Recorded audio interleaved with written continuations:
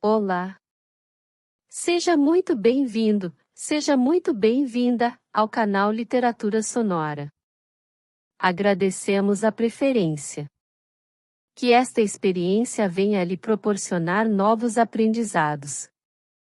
Boa audição! O último dia de um poeta. 25 de dezembro. Capítulo 1. São 9 horas da manhã. Entra-me o sol vivo e ardente pelas frestas das venezianas. Parece que me convida a deixar o leito, e como que a reviver. Reviver.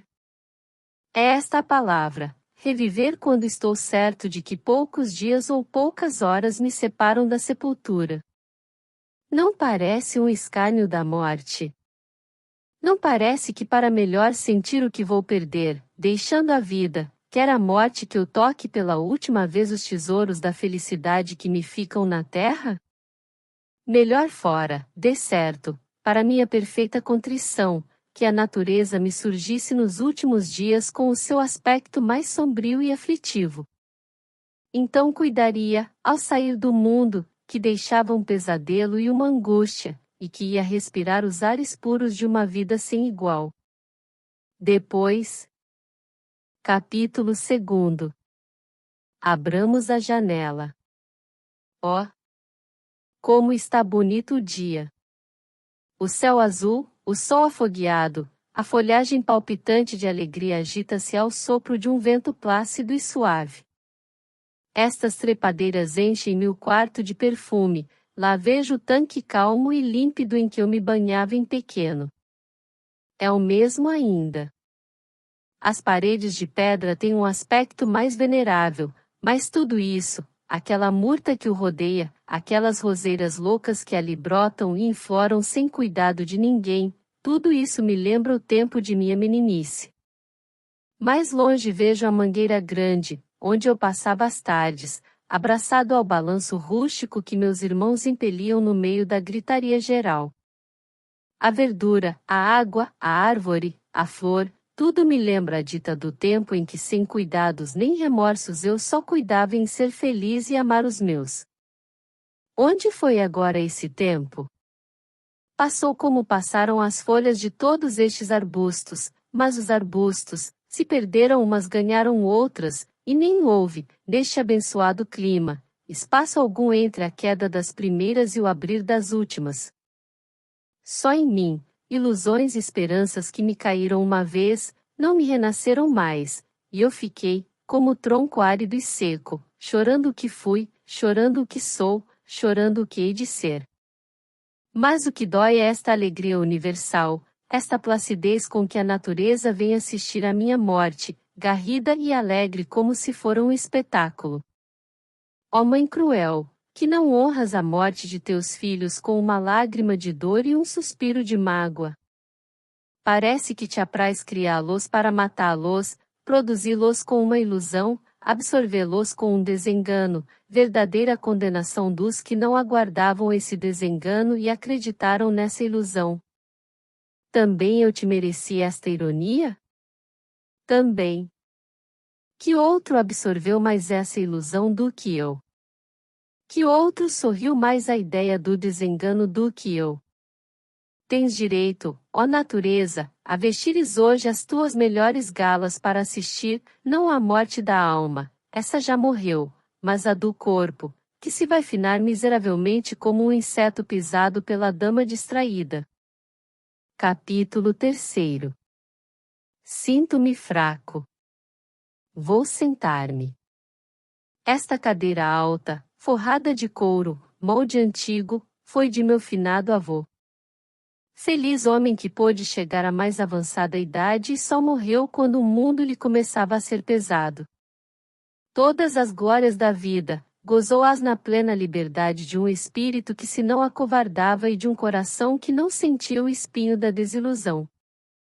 Essa impavidez serviu-lhe de amparo, com essa segurança inteira é que atravessou os anos, sem nada deixar do que levava, porque também levava muito pouca coisa. Tenho defronte de mim um espelho. Vejo ali refletida metade do corpo, tenho vontade de ir ver o rosto. Que feições apresentarei hoje? Serão as mesmas quebradas e mortais de ontem? Serão as mesmas animadas e vivas de há 3 dias? Uma ou outra coisa, que importa isso? O espinho da morte, sinto eu dentro de mim agudo, dilacerante, mortal. Que valem as feições? Esperanças ou terrores para o moribundo, sintomas ou provas para a ciência. Nada mais.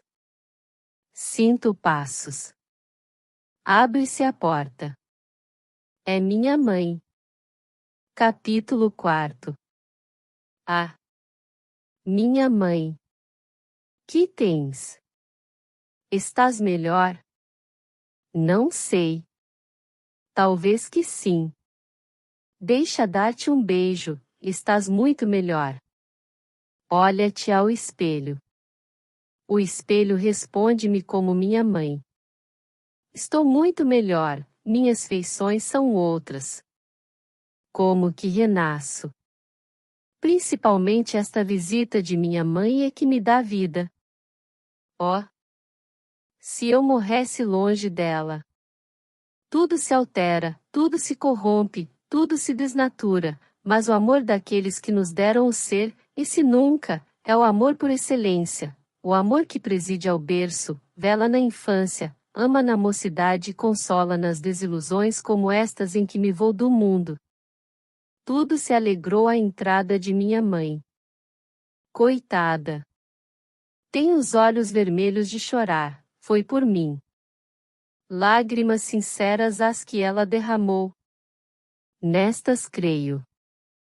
Saltam espontâneas dos olhos quando o coração já se acha demasiado cheio, e só corações tais se podem encher desse modo.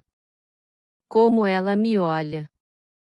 Parece que procura adivinhar nas minhas feições a hora da nossa eterna separação. Não, não nos abandonemos à dor. A mesma separação pede agora toda a efusão dos sentimentos, toda a expansão das almas. Meu filho, não sentes vontade de passear? Não, minha mãe. Quero passar hoje o dia inteiro no meu quarto. É dia de descanso. Não é hoje Natal? Quero hoje viver no pleno repouso do espírito. Demais, esta janela põe-me em comunicação com a natureza. Como está bonito o dia! É em honra do nascimento do Salvador, não? E virá o desejado de todas as gentes. É do profeta. Minha mãe sentou-se e fez-me sentar ao pé de si. Meu filho, disse-me ela, serás capaz de viver? Deixarás de ajudar com o teu desânimo a ação da moléstia que te consome? Ah! Por mim to peço, por teu pai. Em que ajudo eu a minha moléstia, minha mãe? Não estou alegre. Olhe, já fiz a minha saudação ao sol. É bom sinal o sol. Eu sempre o adorei como o olhar profundo de Deus. Ele basta para me dar vida. Não morrerei hoje, de certo. Hei de morrer no dia em que alguma nuvem cobrir o astro do dia. Então as sombras me levarão às sombras. Acredite. Ó! Não fales em morrer. É mal? É triste, meu filho. Não é. Quero ser filósofo no meu tanto. Olhamos a morte como ela deve ser olhada, livramento e não aniquilamento.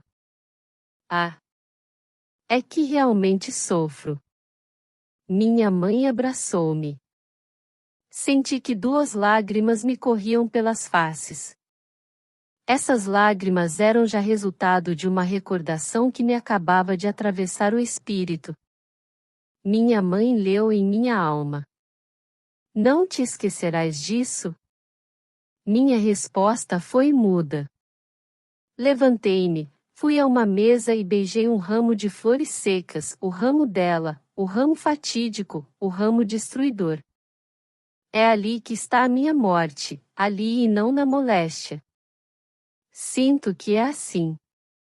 Depois de alguns instantes de silêncio, minha mãe levantou-se e veio a mim. Meu filho, disse ela, deixa que eu arrede por algum tempo estas flores. Quando estiveres bom dar-te-ei de novo. Mas agora de que te servem? Não, disse eu, as flores ficam. Não fazem mal a ninguém. Fazem-te mal. A mim? Pobres flores. Minha mãe insiste, mas eu recuso. As flores ficam no meu quarto. Capítulo 5. Meio-dia. Acabo de ler 2 páginas dos Salmos de Davi. O rei poeta consolou minha alma. É destas consolações que eu preciso, destas que preparam o espírito para a eternidade. Hoje de manhã acusava a natureza por vir garrida e alegre assistir talvez ao meu último dia. Como estava o meu coração! A dor desvaira e eu não sei o que penso nem o que digo. Mas a verdade é a verdade é esta grande verdade. Ó infinito, é enfim para ti que eu vou, como gota de água desviada que se recolhe ao oceano. Disse há pouco para consolar minha mãe, mas disse o que realmente é: a morte é livramento, não é aniquilamento.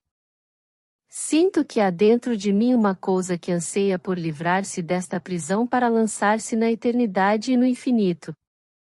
Grande, suave, consoladora esperança. Sente, que for o passamento senão a maior dor e o maior suplício? Mas, deixar o mundo com a esperança de que aos olhos mortais se abre mundo novo, tão outro que não este, mundo em que a virtude resplandecerá e a paz eterna compensará as atribulações da vida. Alegra-me, comove-me, alvoroça-me a ideia de que não voltou da sepultura, e que ali, à porta do cemitério, só ficará de mim o que há de pior em mim mas que o espírito, a luz desta lâmpada que tão cedo vai escasseando o óleo, há de remontar ao foco da grande luz. Deixarei saudades? Deixo, mas o tempo as consolará, e a esperança de que dia surgirá em que o consórcio moral das criaturas se realizará ante o trono de Deus, deve ser a grande esperança dos que ficam e dos que vão. Assim que, ó minha mãe, se em nossa passagem no mundo nos separarmos um pouco, não será mais do que para costear uma montanha, até que, rasgando-se aos nossos olhos nova fonte de luz, possamos entrar para sempre unidos no seio do Absoluto. Capítulo 6. 1h.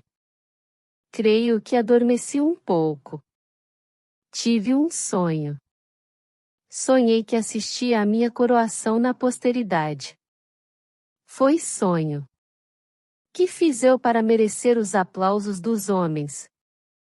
Gastei a minha mocidade, em quê? Aqui entra a parte sombria do meu sonho.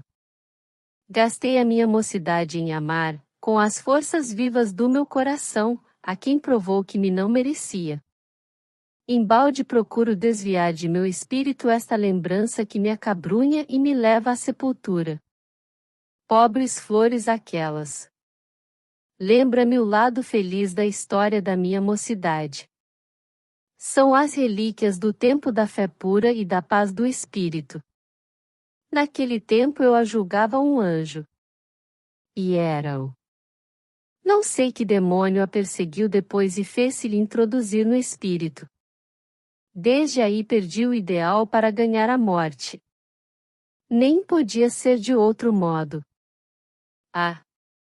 Carlota! Tenho uma ideia. Vou fazer uma coisa que chamarei o meu testamento. É a revista dos meus papéis. Queimarei o que for inútil, deixarei o que puder dar de mim alguma ideia, não à posteridade, mas aos meus amigos. Eles não sabem talvez nada do amigo que lhes morre. Cerremos um pouco estas cortinas. O sol queima demais. Assim é melhor. Meu Deus, como estão estas gavetas? Dissera-se que há aqui a matéria de 20 poemas. Talvez. Que sou eu próprio senão um poema trágico?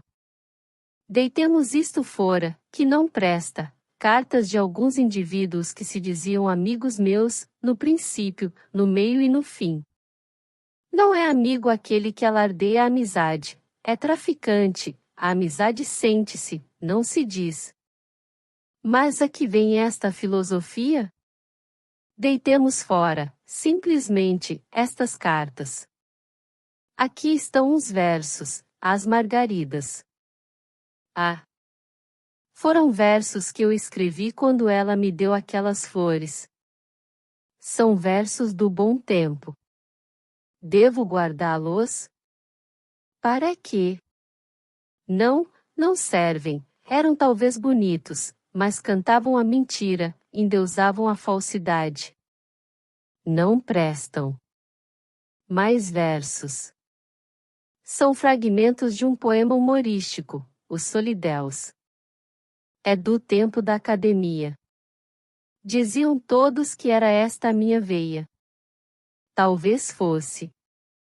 Mas as circunstâncias mudam tudo, o gênio, o caráter e as tendências, e o homem de ontem nem sempre é o de hoje, como o de hoje nem sempre é o de amanhã. Foi o que me sucedeu. Se eu tivesse direito a uma biografia ou a um elogio histórico, dava este ponto ao escritor para estudar e desenvolver. Este poema, se eu tivesse acabado, havia de agradar, talvez.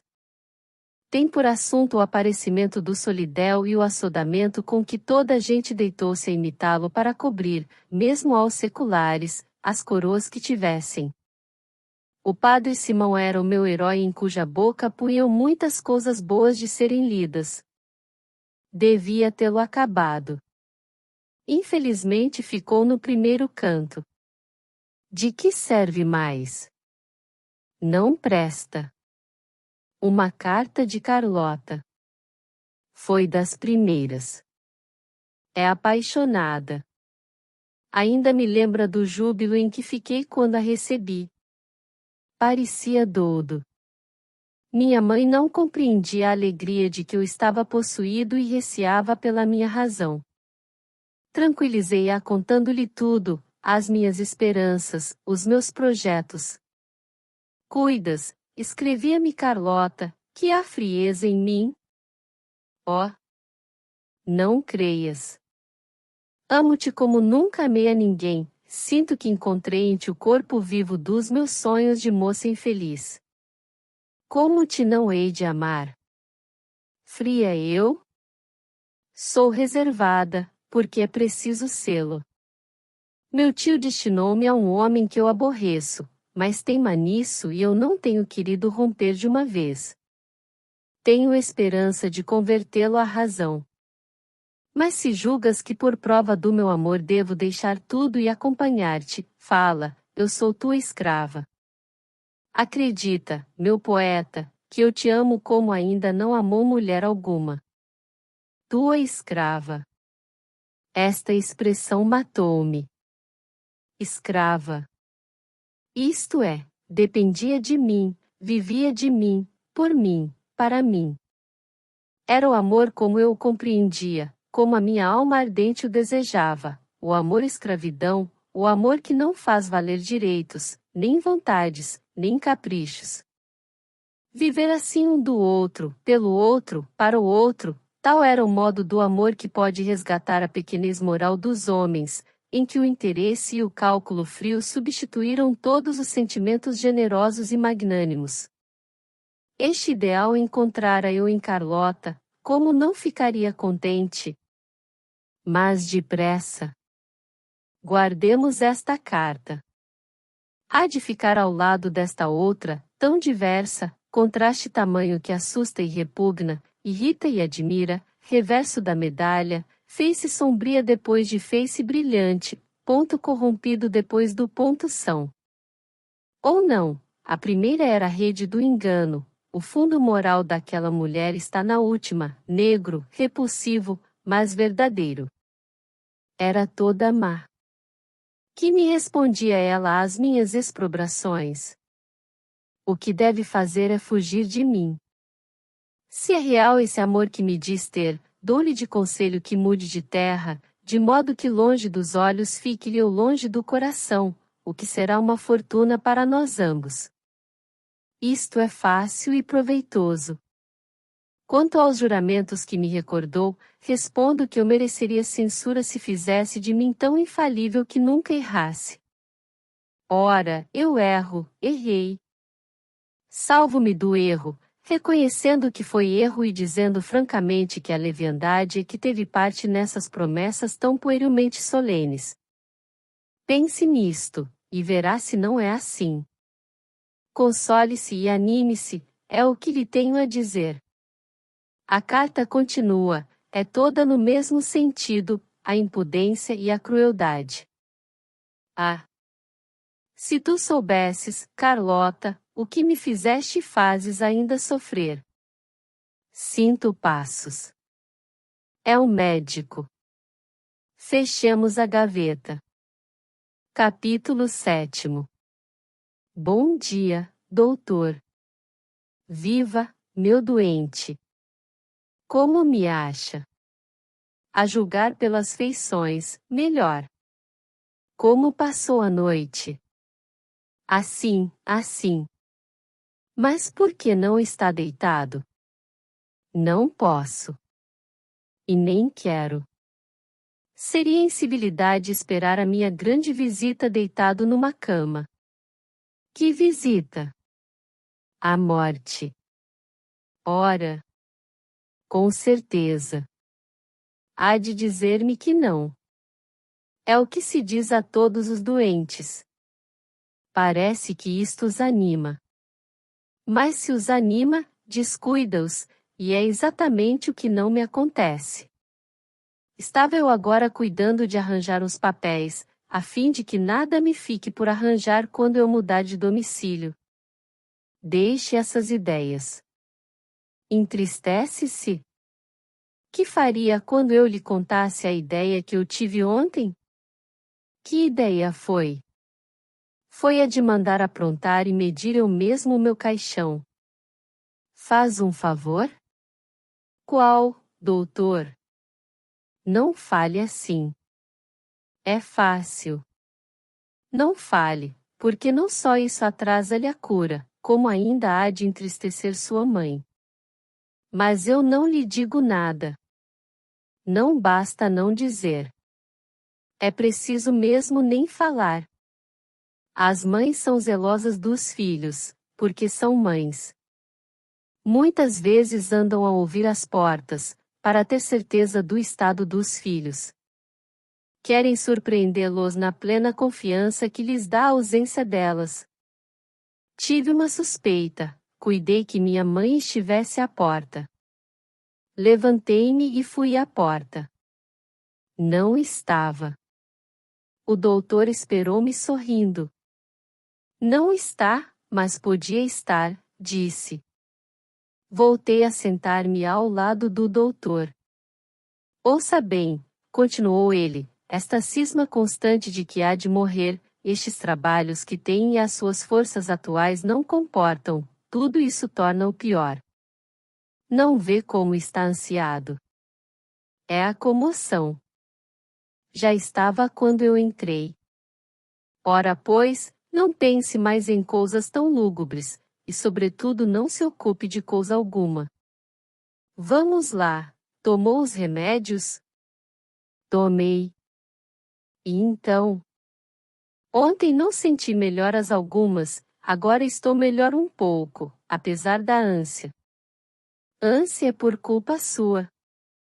Aposto que esteve a escrever versos? Não. Nem deve ocupar-se com isso. Há de ser bonito se escreve alguma poesia em que fale da morte e do que vai deixar, e depois de 3 meses fica-me aí são como um pero. Minha resposta foi sorrir-me. Ande deitar-se um pouco. Para quê? Porque a minha visita é mais longa hoje que de costume, e eu não quero que se canse. Vá deitar-se, deite-se e conte-me uma história. Obedeço. Que história quer? Uma história de meninos. As Três Cidras, o Príncipe Formoso. Refleti um pouco e respondi.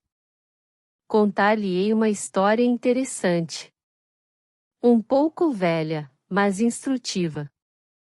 Capítulo 8. Conheci um rapaz, poeta como eu, e como eu crente, a mais não poder ser, nas melhores ilusões desta vida. Não era rico, devia viver por si, todavia, pôde alcançar meio de preparar-se para uma profissão literária. Foi estudar. Tinha ao lado das ilusões grande bom senso, e a ele deveu correr os primeiros anos de seus estudos sem cair nos laços do amor. Teve algumas fantasias, mas fantasias simplesmente, que começavam e acabavam na mesma noite. A sorte preparara-lhe. Abre a boca, doutor. A história o adormece? Não, pode continuar. A sorte preparava-lhe um golpe fundo, para castigá-lo do critério com que soube fugir às tentações que encontrou. Depois de muitas circunstâncias que não vêm ao caso, achou-se diante de uma mulher. Imagine o doutor que essa mulher era bela. Imagine mais que estava em circunstâncias especialmente romanescas. Acabava de perder o marido que na idade de 16 anos seus pais lhe tinham obrigado a tomar. Contava então 22, e a morte daquele homem, se não lhe matou a alma, porque a alma não se achava ligada a ele, deu-lhe certa tristeza e arrancou-lhe algumas lágrimas, o que era nela um fundo de honestidade e pureza. O que é porém certo é que, à semelhança de uma criatura que deixa a prisão em que estivera detida por longos anos, ela reapareceu ao mundo, assombrada e abatida. Era uma viúva que se achava ainda solteira. Buscava uma alma para casar. Apareceu-lhe o poeta. Força da fatalidade os impeliu um para o outro. Parece que mesmo um para o outro se tinham conservado, ela na prisão que lhe armaram os pais, ele na torre de marfim de sua sossegada isenção. Mas viram-se e amaram-se. Naturalmente, pergunta-me, com que amor se amaram? Foi com o verdadeiro amor, o amor que consorcia desde a primeira hora as almas, as vontades e os pensamentos para nunca mais se separarem. Nunca mais. Logo mais verá que não foi assim. Vai-se embora, doutor? Tenho que fazer. Fique, eu lhe peço. Com uma condição. Qual? Não continue essa história. Incomoda-se em ouvi-la? Um pouco. Deixe-se disso. Não me vê calmo. É verdade que como os fatos já se passaram há longo tempo, e o meu anjo já morreu, estou hoje mais a frio e posso contá-la sem enternecer. E demais, assim ao menos não pensarei na minha visita, à morte. Oh! Não, não pense nisso. Vamos lá, conte. Mas antes disso tome o remédio, sim? Sim. Capítulo 9. Tomei o remédio e continuei.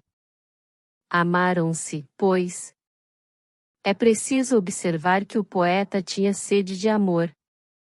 Atravessaram um deserto, onde as miragens sucediam-se de hora em hora, e chegava enfim ao oásis da vida, uma fonte, uma relva, uma palmeira.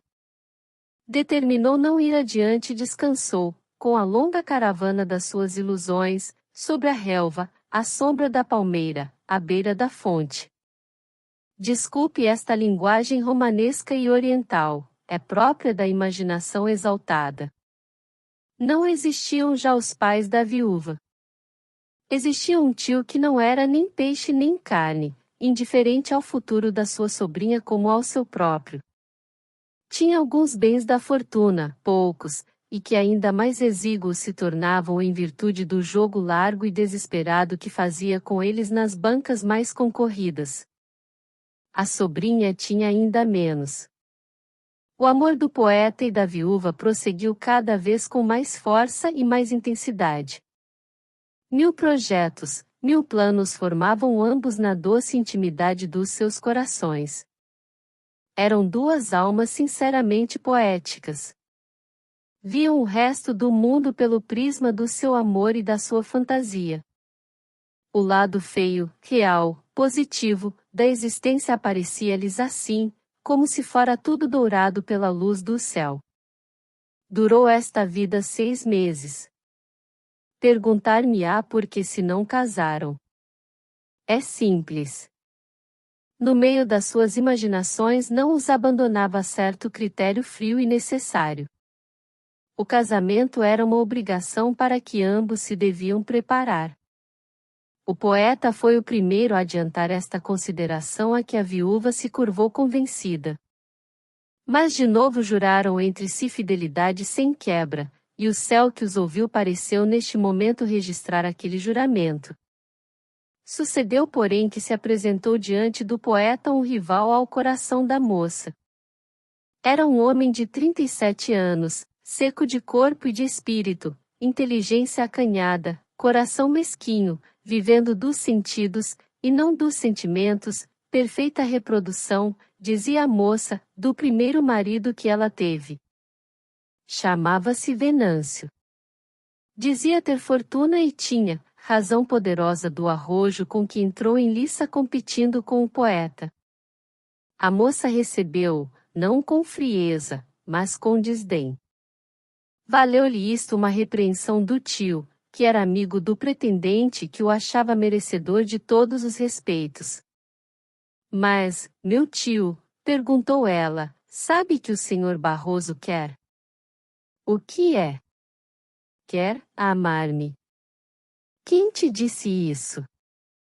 Desconfio. Ora, desconfianças. Oh! Não me engano, pode ficar certo de que é assim. Sabes que mais? Disse o tio. Não te previnas contra esse homem, respeitável a todos os respeitos. É um caráter sério, fora dos homens do mundo, capaz de compreender as conveniências, e além disso possuidor de uma fortuna. Não te rias assim, que é indecente. Eu sei que as tuas preferências poéticas acham nesta consideração da fortuna uma consideração sem valor. Isso é criancice. A fortuna é uma das coisas mais respeitáveis. Meu tio, observou ela, não parece estar muito convencido disso. O tio riu-se e, batendo-lhe na face, acrescentou. Já sei por que dizes isso. Mas que queres? São coisas. Enfim, o que desejo é que não maltrates o senhor Barroso. Tudo isso foi referido pela moça ao poeta. Riram ambos muito da pretensão e da proteção, e descansaram por esse lado. Não quero, doutor, entrar nas 1000 particularidades do amor entre o poeta e a viúva. Cartas, versos, flores, ósculos sinceros e castos, tudo isso que se troca entre namorados, todos esses episódios romanescos e tão velhos como o mundo, tudo isso se deu entre os meus 2 heróis. Estavam próximos de pedirem o necessário consentimento para que a união legal confirmasse a união moral em que eles existiam. Marcaram dia, e o poeta dispôs-se a usar das palavras mais brandas e persuasivas que conhecesse da língua portuguesa para convencer ao tio da sua amada de que podia fazer a felicidade dela. Era desnecessário dizer nada à própria mãe, que desde os primeiros dias do amor do poeta ficou ciente por confissão dele. Na véspera do dia aprazado, o poeta foi ver a viúva. Achou-a meia triste. Indagou o motivo dessa tristeza que não estava feito, mas não conseguiu arrancar uma palavra à moça. Respondeu que tinha dores de cabeça, mas depois de muitas instâncias e com ar de quem não dizia a verdade.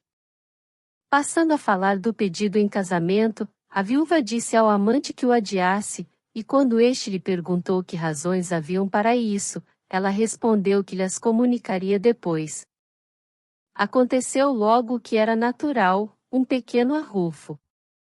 E só arrufo, porque ela deu aquela resposta entre tantos suspiros, com um olhar tão convencido, tão sincero, que o poeta não pôde, o que lhe seria natural, experimentar maior desgosto.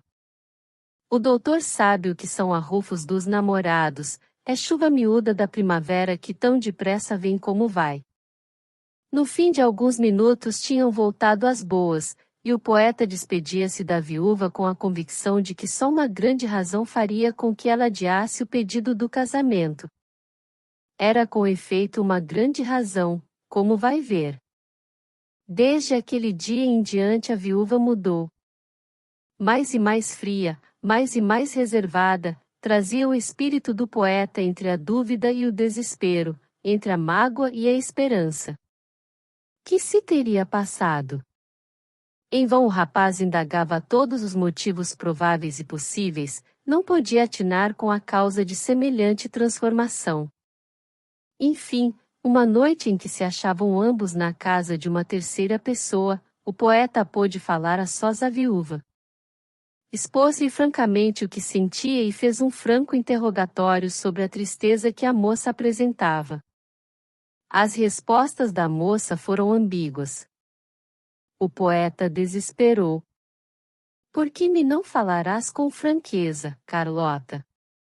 Quer mais franqueza? Oh! Não zombes. Tu não calculas o que sofro, nesta incerteza em que me pões. Sê franca, prefiro isso. Não sei que te hei de dizer.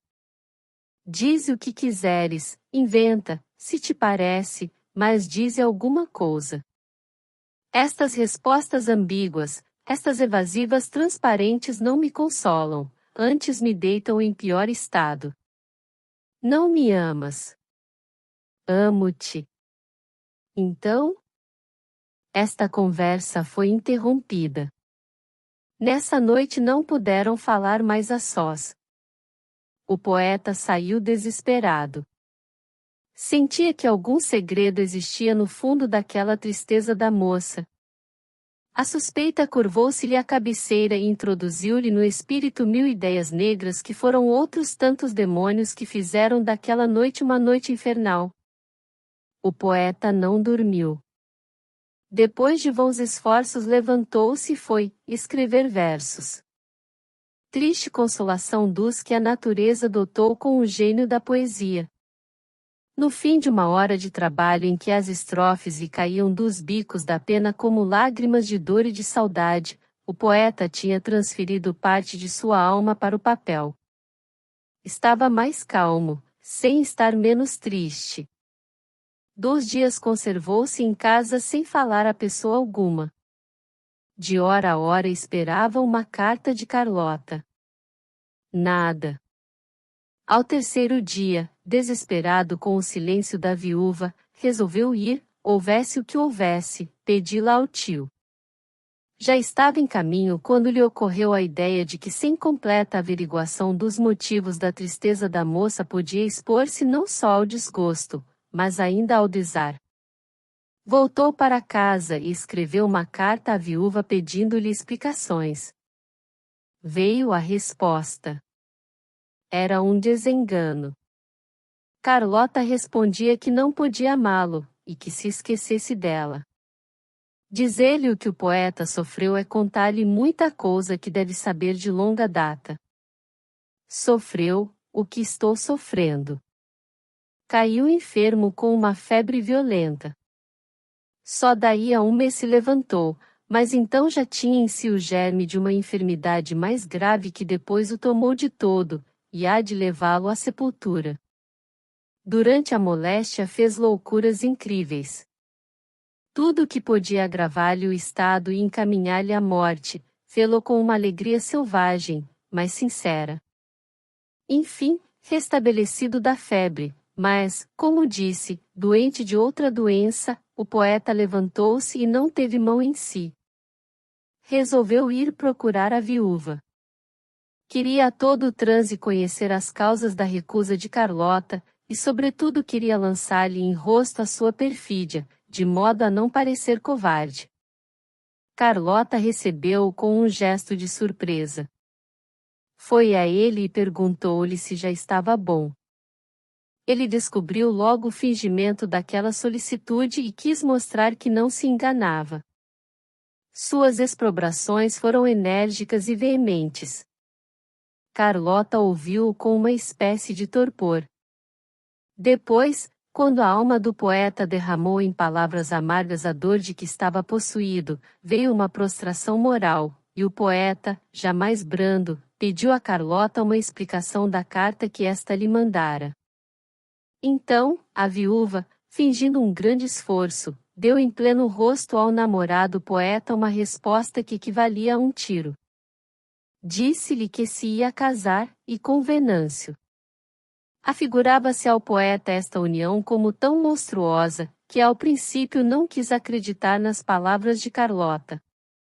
Olhou surpreso para ela, mas surpreso como o homem que não dá crédito, e intimou-lhe que falasse seriamente. Mais seriamente do que falo? Perguntou Carlota. Sim, seriamente. É isto. Pois deveras. É verdade. O rapaz sentiu que lhe faltava o chão debaixo dos pés. Pareceu-lhe que ia cair em um abismo. É assim que deve ser a vertigem do náufrago. Como o náufrago, o poeta agarrou-se ao primeiro objeto que encontrou. Era um sofá. Encostou-se ao sofá e olhou fixo para Carlota. Sei que isto lhe há de doer, mas é necessário. Mas ama-o? Amo. Ah! Não diga isso. Por que não? E fazendo esta pergunta a moça mostrou um ar de desdém que o poeta humilhado, abatido, indignado não pôde dizer mais palavra. Foi, com passo incerto e vacilante, buscar o chapéu que se achava sobre o piano, e, cumprimentando a viúva friamente, encaminhou-se para a porta. A moça deu alguns passos para ele e murmurou. Só uma coisa lhe peço. O poeta deteve-se. Era ainda uma esperança que lhe surgia no meio daquela amargura e desespero de que se enchera sua alma. Interrogou-a com o olhar. A moça, pregando os olhos no chão, disse: Não me queira mal. Que não lhe queira mal? Mas isto é zombaria. Não lhe queira mal. Acha que me faz um benefício. Não vê que me matou? Ah! Perdão, mas... Ama o outro, não? Perguntou o moço com ironia. Amo, respondeu ela, mas de modo que o poeta antes adivinhou do que ouviu. Capítulo 10. O moço saiu desesperado da casa de Carlota. Passaram-se os dias. O mal que o minava foi tomando proporções maiores, e dentro de pouco tempo declararam-se os tubérculos pulmonares. É a minha moléstia, como sabe, doutor. Aos primeiros cuidados que tiveram amigos e parentes para que se curasse, o poeta recusou peremptoriamente. Ofereceu-se ocasião de ir a Buenos Aires, não quis, e para não dar a verdadeira razão desta recusa, disse que tinha esperança de curar-se na terra natal, e que além disso tinha aversão às viagens marítimas. Queria morrer? Perguntará o doutor. Queria e quer. Odiava a mulher? Não, amava-a, ainda ama. Tudo o que possa dizer e sentir contra ela não é senão amor disfarçado. Se não fosse assim, de certo que teria aceitado a vida que lhe ofereciam as mãos cheias. Mas recusou tudo, aceitou a moléstia como um bem da providência.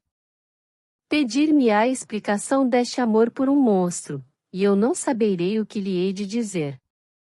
Todavia, há um fato que me parece explicar tudo, e vem a ser, se o amor do poeta fora um desses amores fáceis ou simplesmente uma dessas afeições que tomam base na vaidade pueril, creio que a perfídia de Carlota teria ofendido a suscetibilidade, deixando intacto o coração, porque realmente o coração não se interessa em afeições tais.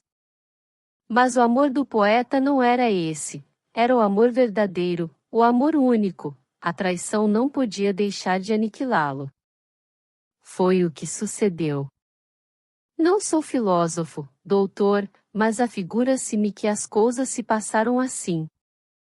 Durante os primeiros tempos de sua moléstia, o poeta procurou sempre todas as ocasiões em que podia ver Carlota. A custo puderam contê-lo no dia do casamento da viúva. Ele queria, à força, ir assistir a esta cena e confundir com a sua presença os desposados. Onde quer, porém, que pudesse encontrá-la, e em poucos lugares era, o rapaz ia e não deixava de fixar nessa mulher os olhos de dor e desespero. Depois, voltava mais doente e mais amante para casa. Houve uma ocasião em que podia falar-lhe, não quis, entendia poder vê-la, falar-lhe afigurava-se ao moço que seria condenável. A moléstia progredia até que se declarou perigosa. A ciência foi impotente diante do princípio do mal que lavrava, até que um dia, no dia em que a Igreja celebra o nascimento do Salvador, poucas horas antes de morrer, o moço contou esta história ao sábio doutor que tratava dele. Capítulo 11. Que me diz a esta história? Digo que o ouvi a custo. Eu já sabia alguma coisa, mas não sabia tão completamente. Mas que necessidade tinha de me referir essas coisas? Olhe, está pior, a tosse está mais forte, vejo mais pálido e abatido. Foi imprudência. Não foi. Eu desejava que o doutor ficasse sabendo de mais uma história destas que tão vulgares são e algumas vezes tão funestas. Mas diga-me. O que, doutor? Se as coisas todas que me contou tivessem uma explicação razoável, honesta, se em vez de monstro, Carlota fosse um anjo, viveria? Um anjo? Do mal. Mas enfim. Não sei. Há de viver. Se alguma coisa houver que o possa fazer, visto que nem a ciência, nem os conselhos dos amigos podem fazê-lo sair desse abatimento em que está, acredite que empregarei os meus esforços para lhe dar esse remédio supremo. Veja sempre. Eu lhe prometo. Entretanto, ainda uma vez lhe peço, não se deixe perder nessas recordações angustiosas do passado, seja homem, e principalmente seja filho. Minha mãe. Seja filho. Lembre-se que ela não poderá resistir. Sinto passos, doutor. É ela. Ó. Minha mãe. Minha mãe está mais pálida que eu. Interroga o doutor com o olhar, e este abaixa os olhos. Que haverá entre ambos? Onde vai, doutor? Vou sair. Até já. Volta? Volto. Mas espere, tome já este remédio. Então, doutor, como acha meu filho? Vou consultar alguns colegas e cá virei com eles. Talvez se possa fazer alguma coisa. Até já. Coragem, meu doente. Capítulo 12. São 5 horas da tarde. Minha mãe foi descansar um pouco. Coitada. Passou a noite em claro, e durante todo o dia de hoje não parou um instante. O doutor ficou de voltar e voltou com mais 2 médicos. Examinaram-me e resolveram que eu não estava tão perigoso como parecia. Depois assentaram no medicamento que se devia empregar. Uma das cláusulas que me impõem é ir tomar ares. Não sei se o faça. Eu creio que eles todos se enganaram acerca do meu estado. Daqui a pouco estará fim do dia e com ele a minha vida, talvez. Estou pior. Sinto uma opressão que me incomoda. Minha mãe aconselhou-me que me deitasse, mas eu não posso, quero morrer como homem. Tenho necessidade de escrever. Quero derramar a minha última gota de poesia no papel, e deixar ao mundo ao menos uma lembrança de que fui mártir e poeta. Será este o canto do cisne? Que direi? Sinto a cabeça pesada, e o meu espírito mal pode aplicar-se ao que a minha vontade o solicita. Ah! Já nem sou poeta. Musa ardente dos tempos da felicidade e do sossego, onde paras agora que não vens reclinar-te, como outrora, à cadeira do teu poeta infeliz? Alguém chega. Guardemos estes papéis. Quem é? Minha mãe. Eu e mais alguém, meu filho. Quem? Tens coragem? Por quê, minha mãe? Para o que vais ver? É a morte? É a vida. Mande entrar a vida, minha mãe. Capítulo 13. Olhei, era Carlota. Carlota. Recuei até a cama. Vi entrar uma mulher magra, abatida, doente, com os olhos fundos e ardentes de febre. Vê-se que o remorso dilacera aquela alma. Vê-se que ela pena os pecados em que caiu. Parou à porta, e com as mãos magras, mas ainda belas, comprime o seio ofegante. Tem os olhos baixos como de vergonha. Parece pregada ao lugar em que ficou. Nem eu nem ela podemos falar. Minha mãe toma-lhe a mão e trá-la para junto da janela. Não é uma criminosa que vem implorar perdão, disse-me Carlota. Pois que é? Ah! Eu não quero perder tempo em longas explicações. Venho dizer-lhe que se a sua vida depende da declaração de que eu amo, pode morrer, porque eu não posso fazer essa declaração. Mas se há razão para viver a certeza de que, no dia em que o repeli, ainda o amava, e que casando com aquele que é hoje meu marido eu ainda o tinha na memória, viva, porque isto é verdade. Carlota. É verdade. Depois, a consciência do dever prevaleceu, e eu pude, apesar da lembrança, ver que me podia fazer feliz, mas que, casada com o outro, só podia trazer desgraça de mim mesma. Dizendo estas palavras, Carlota parece animada por um fogo interior. Será sincera? A franqueza com que falou parece nascer de uma consciência sincera. Agora, o que me parecia remorso e vergonha, é já outra coisa, reparo mais, e como que vejo na fronte desta mulher o sinal do martírio e da dor. Minha mãe fê-la retirar-se. Eu não sei o que faço nem onde estou, parece-me que sonho, abro os olhos mais e mais, e corro um olhar por todos os ângulos do quarto para ver se com efeito estou na realidade. Vê-la? Vê-la ainda, aqui, junto de mim, sincera, regenerada na minha consciência de um crime que lhe atribuí, ó, meu Deus! Isto é quase a felicidade. Mas, se o que ela diz é verdade, qual a explicação de todos estes fatos que tiveram tão funestas consequências? Carlota adivinha esta interrogação íntima. Minha mãe fê-la sentar. Depois, tomando um ar de recato e modéstia, Carlota procura referir todas as circunstâncias do seu casamento. Capítulo 14. O que ela contou resume-se assim. Quando, nos seus sonhos de felicidade e de amor, ela contava unir-se a mim e viver uma vida nova e única, veio transtornar os seus projetos o tio de quem já falei, e cuja neutralidade nos parecia a ambos sem contestação. Neutral seria, de certo, o bom tio, se uma circunstância não o impelisse ao passo que deu. Tenho certeza de que ele gostava de mim e de Carlota, mas a paixão e o vício decidiram as coisas de modo diferente. Venâncio era um dos seus parceiros habituais do jogo. Era rico, e por essa circunstância, talvez, tinha uma felicidade rara. A água corre para o mar, diz o provérbio.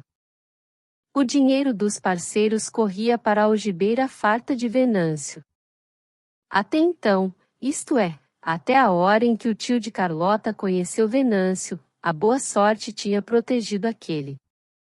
Mas Venâncio apareceu com a sua felicidade inaudita e bem depressa os últimos recursos do velho se esgotaram. É sabido como o jogo dá certa embriaguez que mais se exalta com a má fortuna. O tio de Carlota atirou-se às últimas operações. Jogou a crédito e perdeu. Insistiu e perdeu ainda. Insistiu e perdeu sempre. Recuou a conselho de alguns amigos.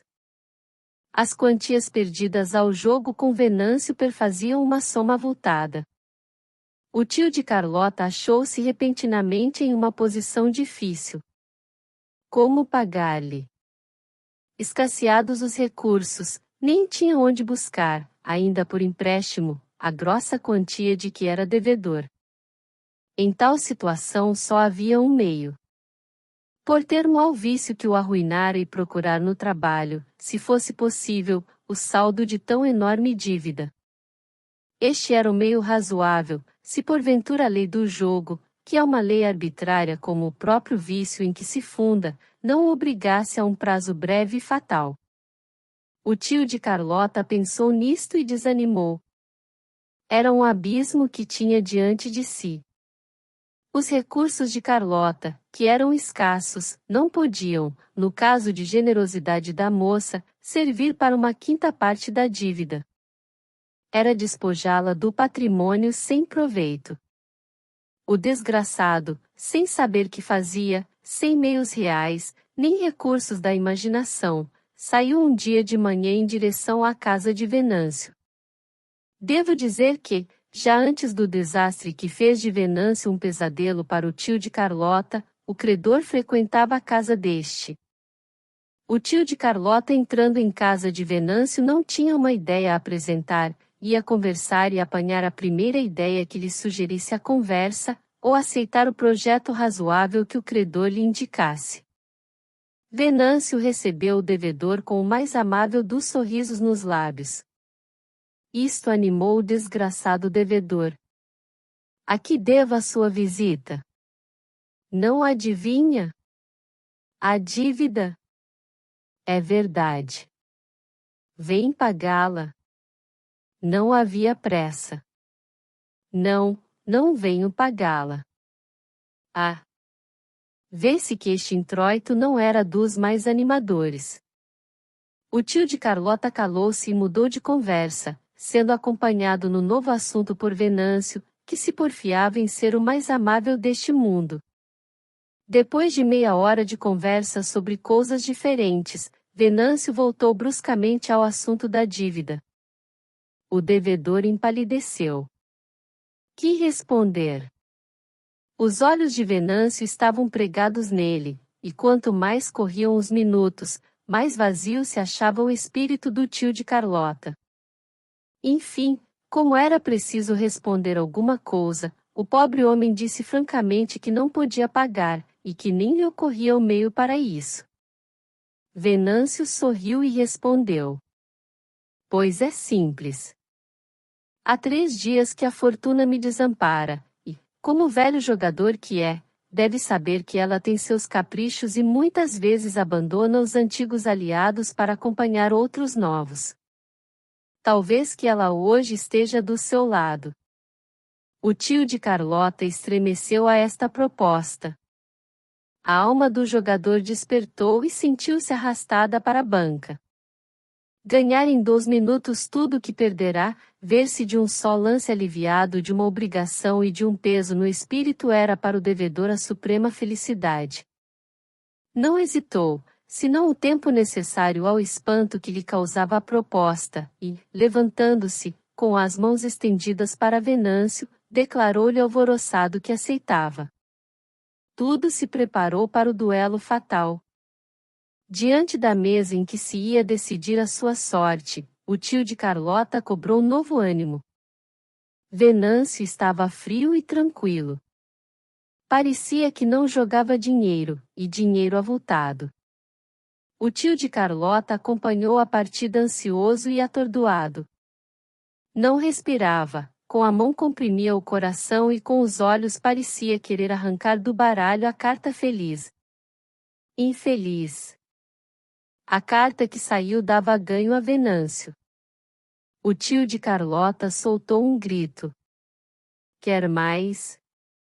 Perguntou friamente Venâncio. Não. Não. Deve-me o dobro. Como lhe poderei pagar? Oh! Meu Deus! Não se aflija, disse o credor. Isto não é sangria desatada, não lhe exijo agora o pagamento, pode pagar amanhã, depois, daqui a 1 mês, e até. E até. Até nunca. Nunca. Nunca.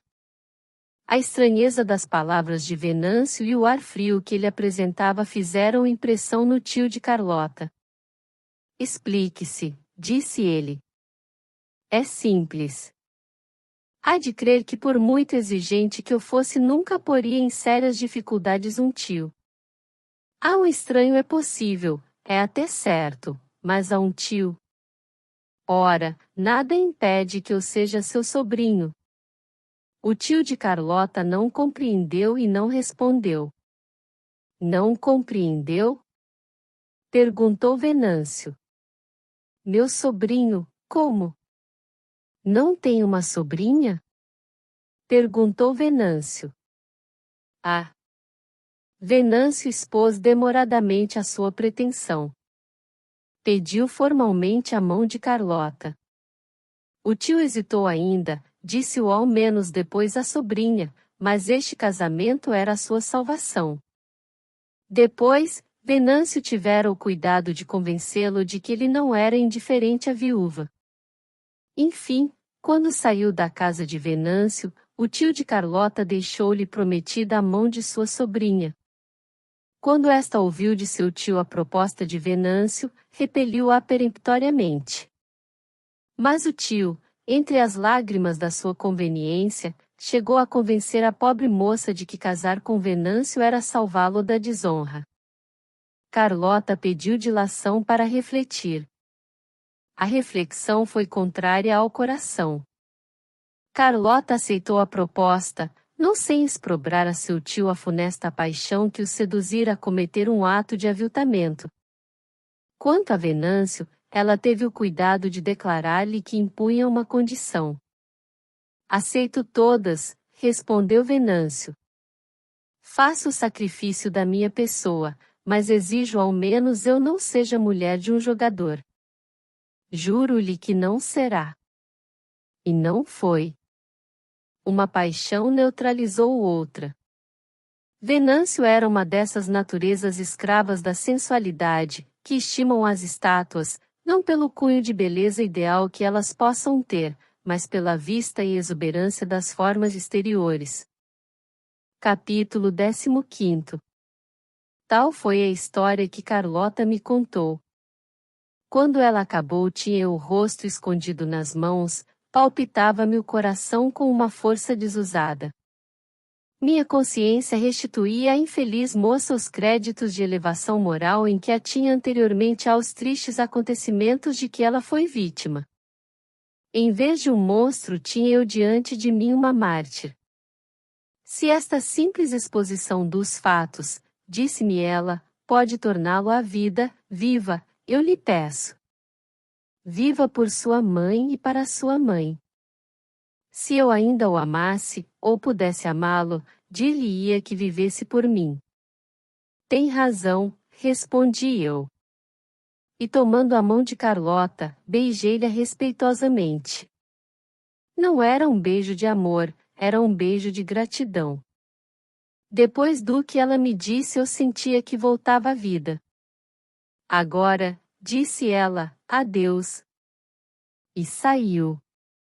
Minha mãe não a deixou sair sem cobri-la de beijos verdadeiramente maternais. Capítulo 16. 26 de dezembro. São 10 horas da manhã. Passei uma noite tranquila. Tive sonhos felizes. Sonhei que estava bom e vivia com minha mãe em uma casa retirada do bulício e da agitação. Voltavam os meus dias de poeta, e eu cantava em estrofes inspiradas a aventura que me dava a paz do coração e da consciência. Não sei por quê, esta perspectiva de felicidade já me não desgosta, e nem já me causa ressentimento a alegria expansiva e radiante da natureza. Ao mesmo tempo, a ideia tão poética dessa vida sossegada e feliz é contrariada pela ideia de que perdi Carlota em virtude de um contrato fundado sobre o vício. Esta ideia traz-me à vida real, e eu olho já os sonhos do passado e o desta noite como ilusões sem realidade prática. A prática é outra coisa. Não transigir com os desvios dos homens, mas viver preparados para eles, tal é a norma regular que se me afigura devem ter todas as consciências honestas e previdentes. Deixar-me seduzir por novas ilusões é expor-me a novos desenganos e torturas. É o que farei, se ficar bom. Ficarei? O doutor me dirá. O doutor. É seguramente a ele que eu devo esta transformação na minha vida. Foi, sem dúvida, ele quem encaminhou aquela explicação que tão benéfica foi para mim. Farei tudo o que puder para ficar bom. Ó! Minha mãe! Minha mãe! Capítulo 16. 26 de dezembro. São 10 horas da manhã. Passei uma noite tranquila. Tive sonhos felizes. Sonhei que estava bom e vivia com minha mãe em uma casa retirada do bulício e da agitação. Voltavam os meus dias de poeta, e eu cantava em estrofes inspiradas a aventura que me dava a paz do coração e da consciência. Não sei por quê, esta perspectiva de felicidade já me não desgosta, e nem já me causa ressentimento a alegria expansiva e radiante da natureza. Ao mesmo tempo, a ideia tão poética dessa vida sossegada e feliz é contrariada pela ideia de que perdi Carlota em virtude de um contrato fundado sobre o vício. Esta ideia traz-me à vida real, e eu olho já os sonhos do passado e o desta noite como ilusões sem realidade prática. A prática é outra coisa. Não transigir com os desvios dos homens, mas viver preparados para eles, tal é a norma regular que se me afigura devem ter todas as consciências honestas e previdentes.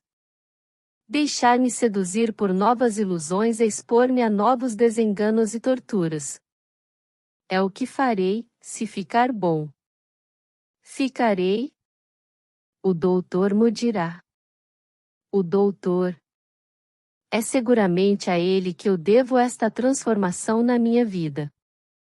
Foi, sem dúvida, ele quem encaminhou aquela explicação que tão benéfica foi para mim.